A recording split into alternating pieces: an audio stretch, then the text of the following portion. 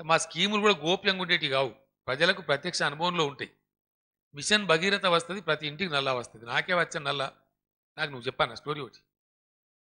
24 hours power వస్తుంది, నాకే వచ్చా, నా బావి కాడికి వచ్చా, నా ఇంటికి వచ్చా, నాకు నువ్వు కథ చెప్పన్నా, ఎవరు చెప్పే అక్కర్లేదు. కళ్యాణ లక్ష్మి వచ్చే, నాకే వచ్చే. కేసీఆర్ కిట్ వచ్చే, నా చేతికే వచ్చే, నా బిడ్డకి నేను దోమతర పెట్టుకుంటాను. నువ్వు నాకు చెప్పాను స్టోరీ. అంటే మా ప్రతి విషయం కూడా రెసిడెన్షియల్ స్కూల్ పెడితే మా పిల్లగాడి చదువుకునే, మా అమ్మాయి చదువుకునే. టీఆర్ఎస్ డిజైన్ చేసిన ప్రతి స్కీమ్ కూడా ప్రజల యొక్క ప్రత్యక్ష అనుభవంలో ఉంది. 80 ఏండ్లండి మరి చూడలేవలు. రైతులు తలకాయలు బలకొట్టుకొని చస్తా ఉంటే కూడా పట్టించుకోలే.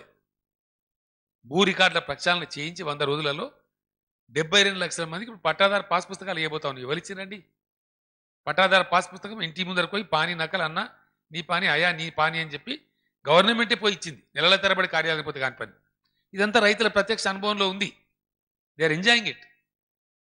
ఇవన్నీ ఉన్నాయి కాబట్టి మీకు స్పేస్ దొరకలేదు, దొరకదు కూడా.